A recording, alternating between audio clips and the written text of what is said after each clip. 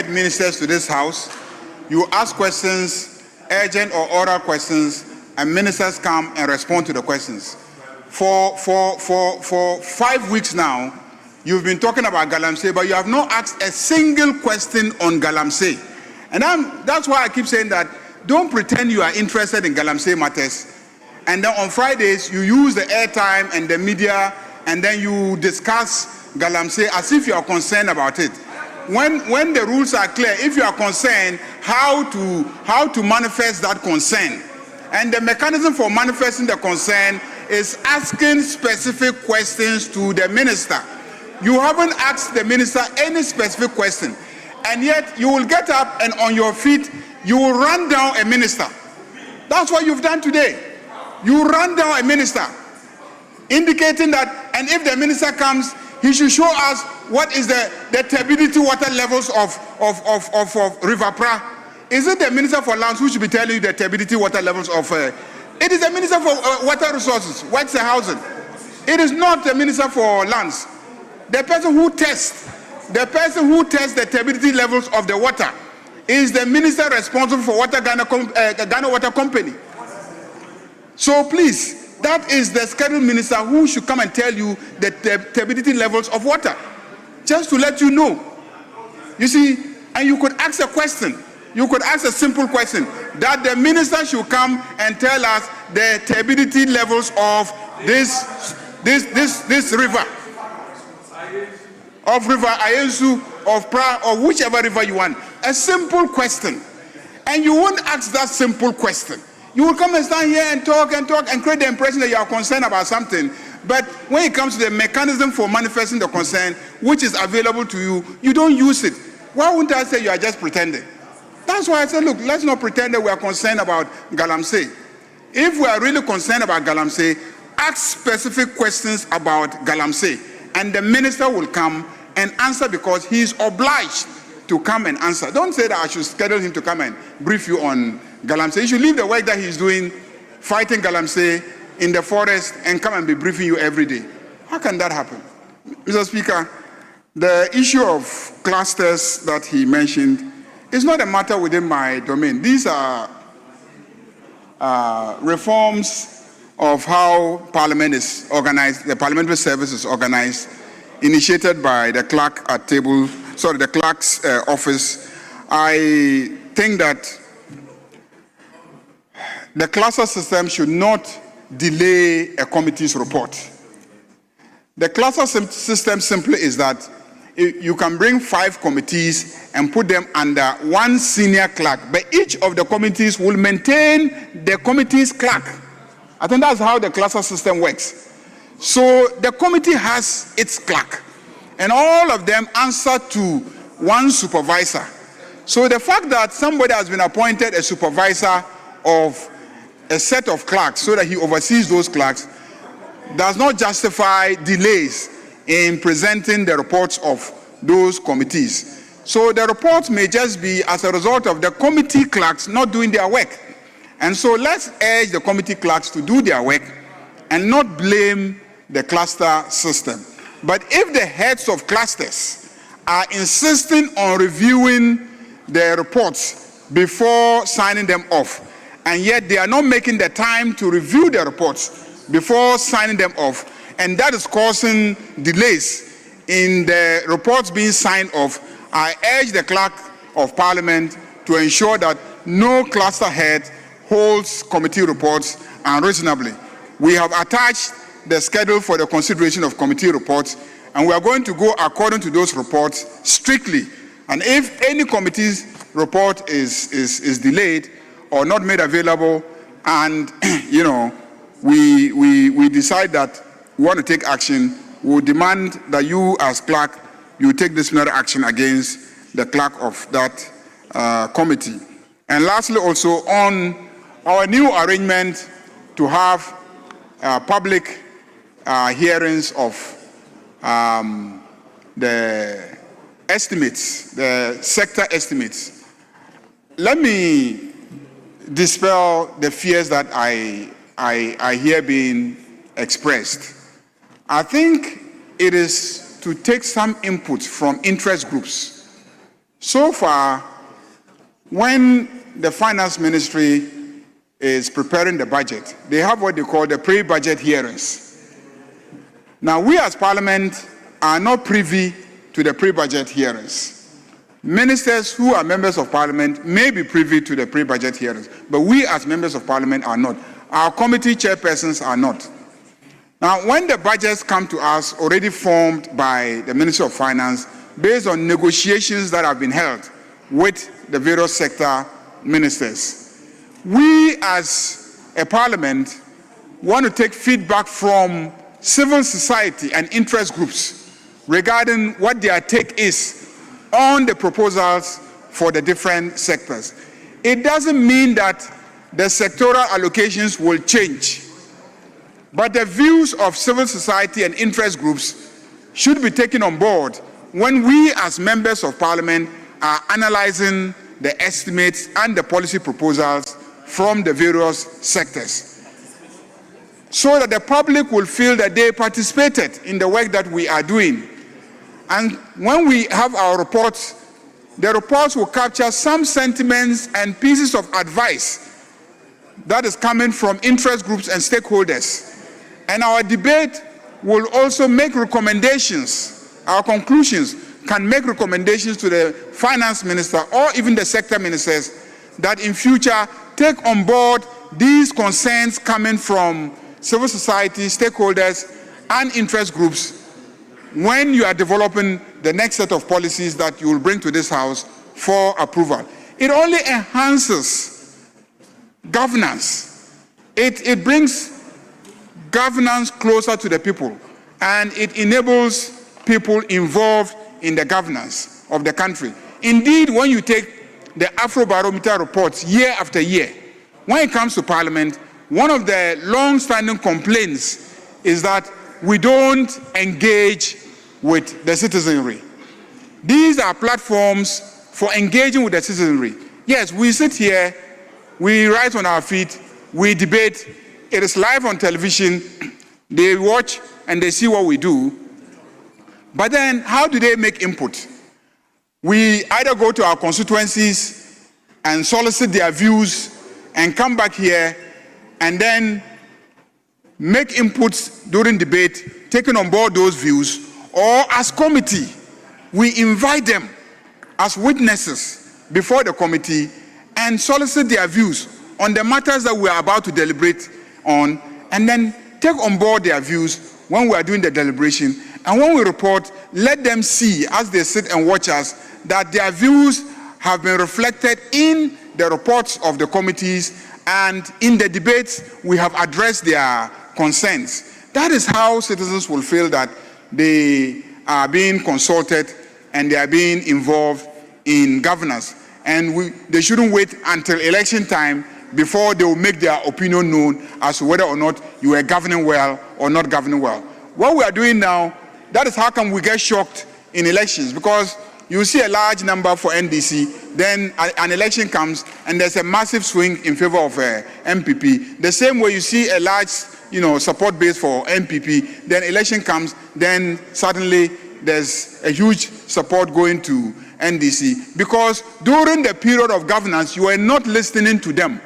And so you are not taking on board their concerns. And so the only time that they have to express their concern is at the ballot box. But if every day you take on board their concerns and they are involved and they are satisfied, you will see that governance will be enhanced. If you pass a tax, they will pay.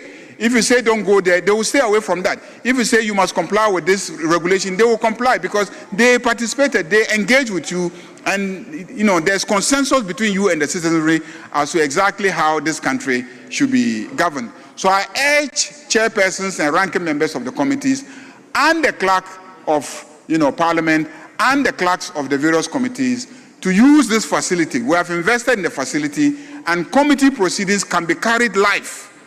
So as deliberations in this chamber, no matter how rancorous, is carried live, I don't see why we should be concerned or afraid of committee proceedings also being carried live, because nothing is secret. The budget document is already a public document. The figures there is already a public document, a record. Anybody can go and buy it and see the figures. Anybody who wants to analyze it can analyze it. So to say that they should come and comment on the figures and it should be on air, on television, I don't see why anybody should be scared or, should be concerned about this. This is, if we're not concerned about what is coming out at Public Accounts Committee, I can't imagine why we'll be concerned about what will come out when Education Committee meets to consider the allocation to Ghana Education Service. Thank you, Mr. Speaker.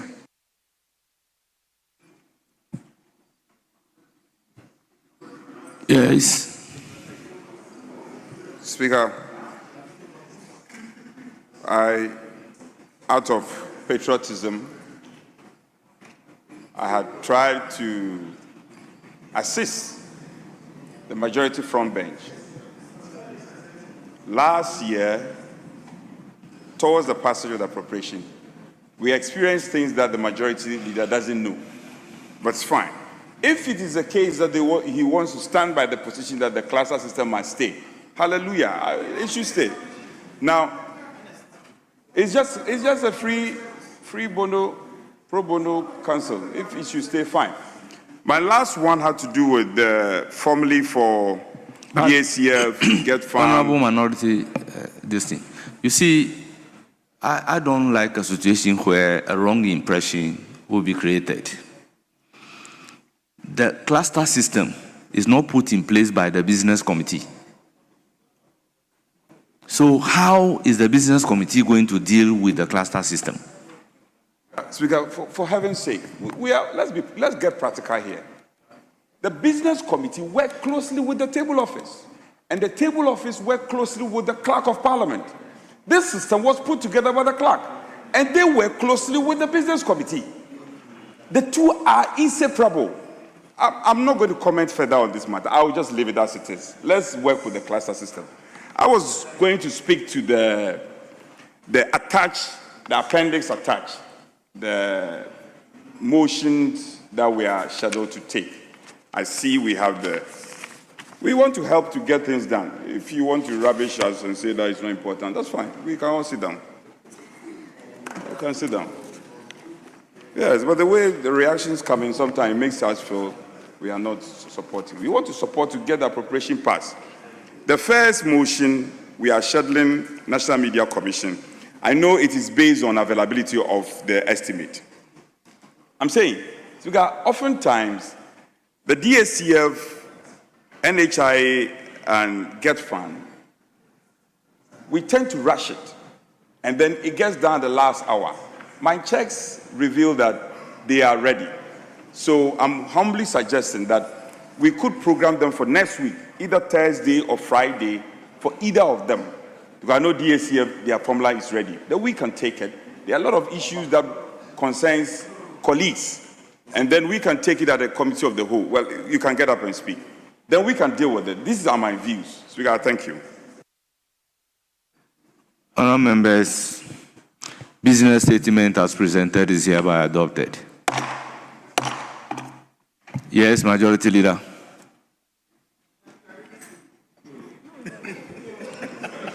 Why are you revealing your height? Why are you revealing your height? It's a short one. Zacchaeus is taller than you. No, I didn't see you on your feet. Mr. Speaker, I think we agree that after business statement, we will take an adjournment because of the funeral we attended. Members had to come very early.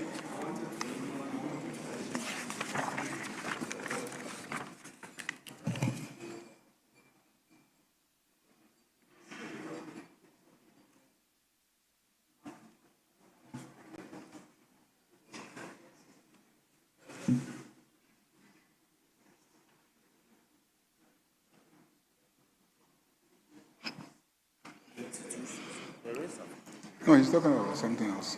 Yes, Majority Leader.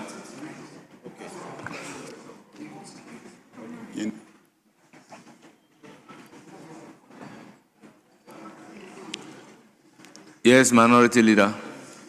Mr. Speaker, I notified my respected colleague on this matter. Mr. Speaker, it has to do with us as members of parliament. Mr. Speaker yesterday made a ruling on the matter and brought clarity. But Mr. Speaker, the problem is that just this afternoon, the Honorable Matthew Gindam came to me in my office and expressed a grave concern. Her concern has to do with the judgment of the Tamale High Court, where the judge said on Friday he would get the judgment after making a ruling against him on Monday. Mr. Speaker, as at the 2 o'clock that I walked with him from our office to this chamber, his lawyer was still at the court, and I am quoting the lawyer that the registrar says the judgment is not ready and my lord is in Accra. Mr. Speaker, in view of how this matter affects his right as a member of parliament, I am only bringing it up into the public space one more time and before you, because my brother Defemeko raised it for our deliberation and speaker pronounced on it.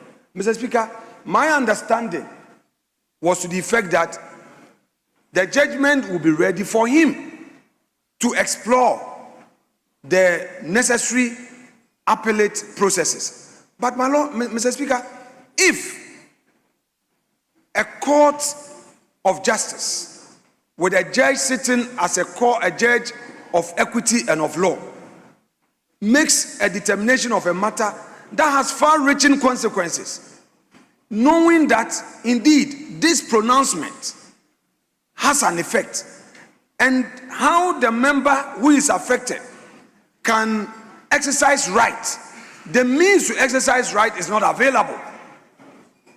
And as we speak, the registry of the court has closed.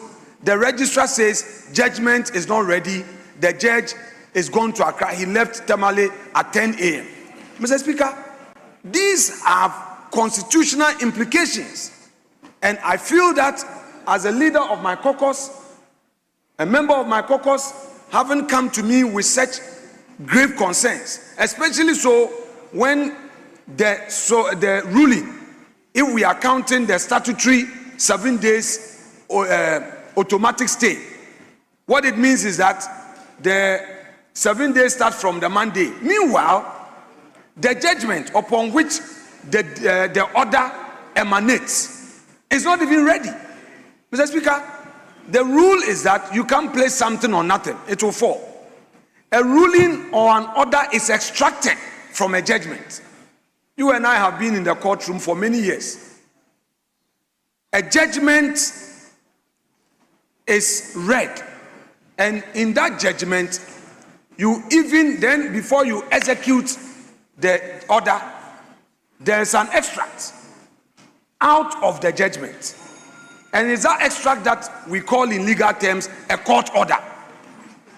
Now, how can the extract, the court order, be ready, telling the whole world that you are no more an MP or directing an organ of state that go and conduct elections? But the substance that parties can look at and say, let me exercise my right, that one is not ready. The judge in open court tells the whole world that it will be ready on Friday.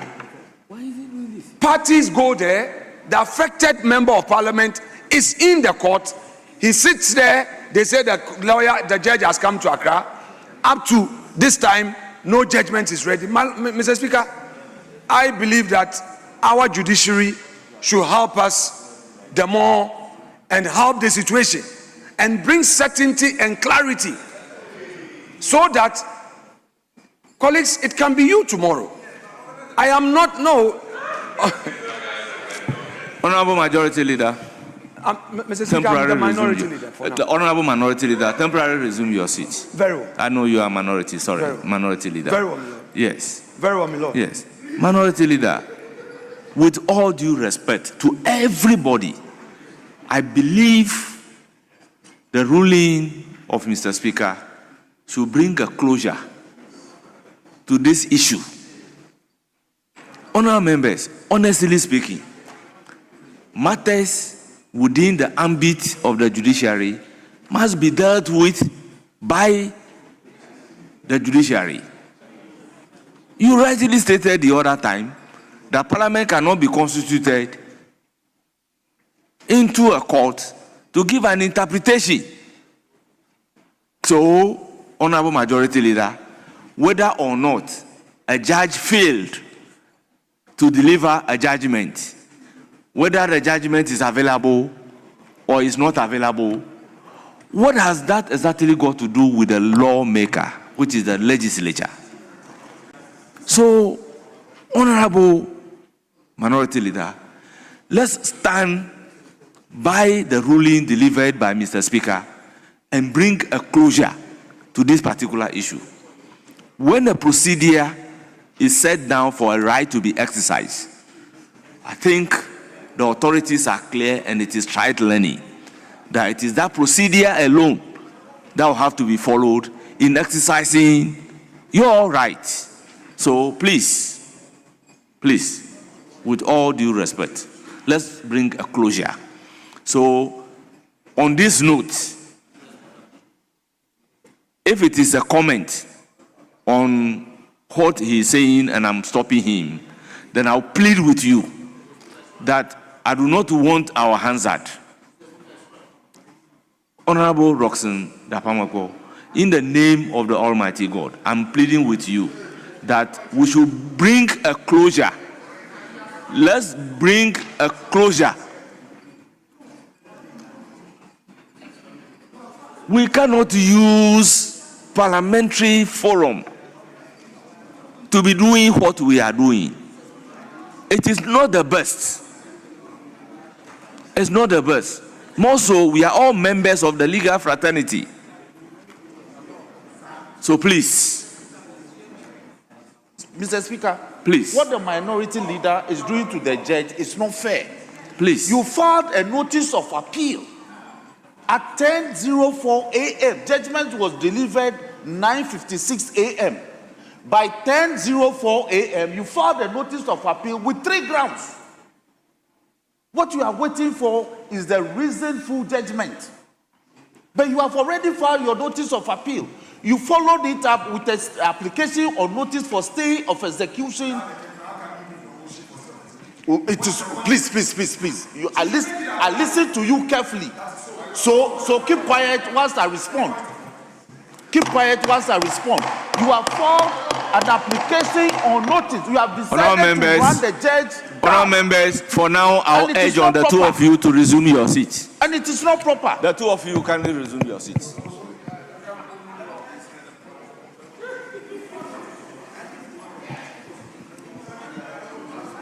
Honourable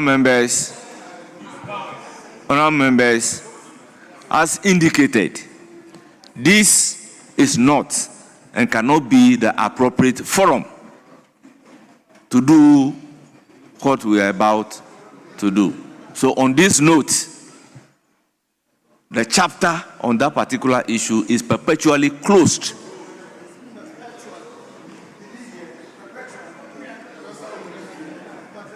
You can go and address the matter with the judiciary, but not in Parliament.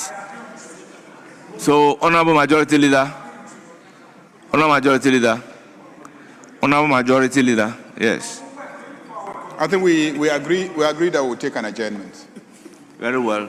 Then let a motion be moved. Oh, sorry. Before you move the motion, let me acknowledge the presence of students from Harion International School, led by Emmanuel Apo Ofori, teacher, and they are from Infancy. They numbered 136. My revered students, you are welcome to Parliament of Ghana. May you have a fruitful stay. in Parliament. Yes, Majority Leader. Mr. Speaker,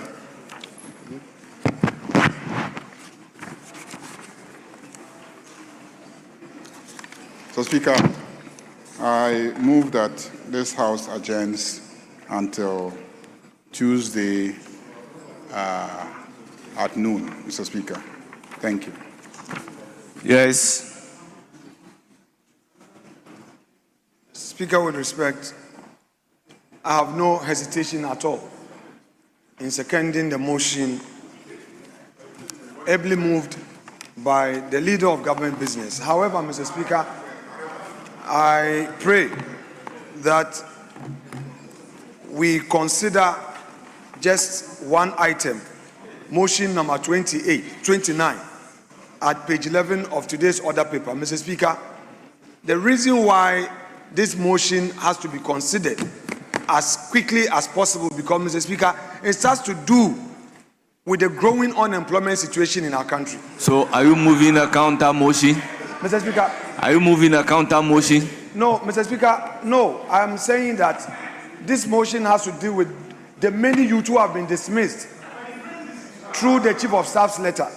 And I support the adjournment, save that since this motion has long been appearing in the order paper, and many of our youth who are breadwinners. Honorable Minority Leader, are you seconding the motion? Mr. Speaker may hear me. Mr. Speaker, what I'm saying is that the leader wants us to Honorable adjourn. Minority Leader, there is a motion on the floor that we are dealing with. Mr. There is Speaker, a motion on the floor. Mr. Speaker, I am opposed to the motion. Yes. And I'm setting my ground for opposition. Very well. I'm setting my ground for opposition. Very well. It's for good reasons that you and I read law. You, the Fiamako, and I read law. And Mr. Speaker himself is a lawyer. Mr. Speaker, I'm opposed to this motion. Yes, very senior. Mr. Speaker, when he was practicing, we were in school. And he knows how much I respect him. Not many have spent their time in the courtroom. Just a few of us, Mr. Speaker. Mr. Speaker, I am opposed to the application by the respected leader of government business. My opposition to his motion is grounded on one matter. The matter contained at page 11, item number 29, private members' motion. Mr. Speaker, this motion has been advertised for today. We haven't exhausted today's order paper. Today's order paper contains various items, including motion 29, which reads, quote, that pursuant to order 127 of the standing orders, the Right Honorable Speaker reviews the ruling of the First Deputy Speaker on March 5th, 2025, sustaining the preliminary objection raised by Honorable Majority Leader, Honorable Mahama Ayariga, against moving the private member's motion listed as item 16 on page 6 of order paper for Wednesday, 5th March, and same captured in the official report of the House for the said date. Mr. Speaker, the motion has to do with the Chief of Staff's directive ordering various state institutions to terminate Honorable the appointment Minority Leader, of you many have who were in the been a employ majority. of You have been a state majority leader, institutions. and you agree with me that mostly we don't exhaust all items on the order paper before we take adjournment. Mr. Speaker, You can prove Mr. me. Speaker, that you are right. You It's a can risk. prove me Mr. Speaker, wrong. I'm saying that Two, you are right. let me finish. Okay, Two, very well. in a business committee, when leaders come to business committee and agree on a business that are supposed to be taken, and at what point we should adjourn, and reasons are canvassed, I don't expect any of the leaders to act to the contrary. Mr. Speaker, don't belabor. If it is your case, if it is a case that there was some prior arrangement, Mr. Speaker, I was attending to some other duties. And in fact, I did not discuss what happened at conclave with my colleague. I would concede if indeed the understanding was that this motion that has to do with the dismissal of Ghanaian youth from the employ of state institutions will not be taken today. Mr. Speaker, if that was understanding, I don't have a problem. I withdraw my initial request to plead with the majority leader, because I thought this is a national matter that many people who have been sent home and they are suffering. Honorable Minority Leader, you are completely out of order. Sure, that's why I'm withdrawing, so that I can second the motion for the adjournment. So I'm doing that. I'm seconding, if that is the concern. Yes, Majority Leader. Yeah, Mr. Speaker, the Minority Leader boasted about his many years of courtroom practice. And I am surprised because Order 105 deals with motions. And anybody with significant courtroom practice will see that when a motion is moved, it has to be seconded. If you are not seconding it, you cannot be moving your own motion. You cannot.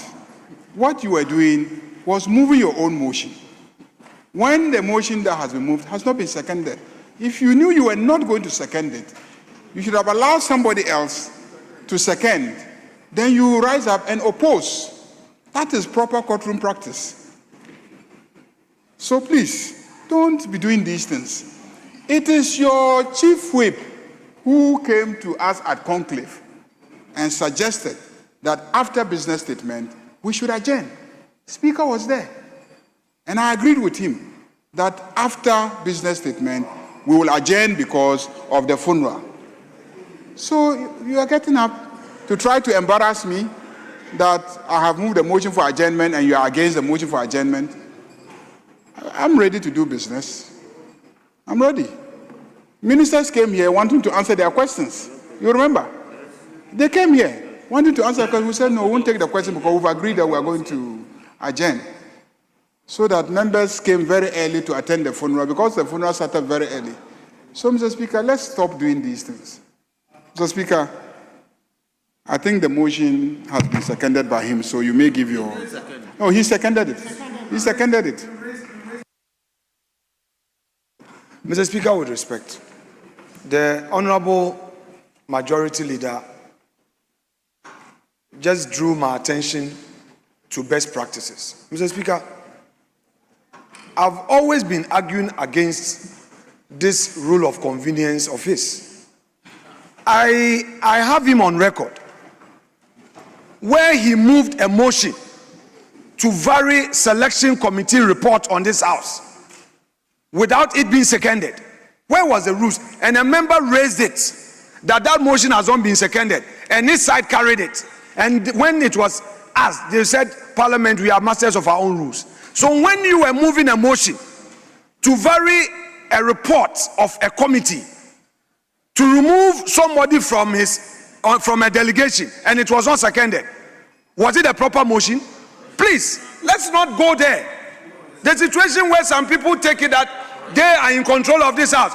When they do something, then they say it is right. Then when matters are being raised, then they turn around and say it has to be seconded, and they want to school you on the rules book. Mr. Speaker, I read the rules all the time.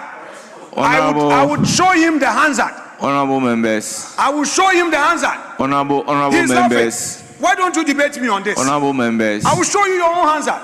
When we come here to speak, we speak to the whole world. Honorable members, the practice is that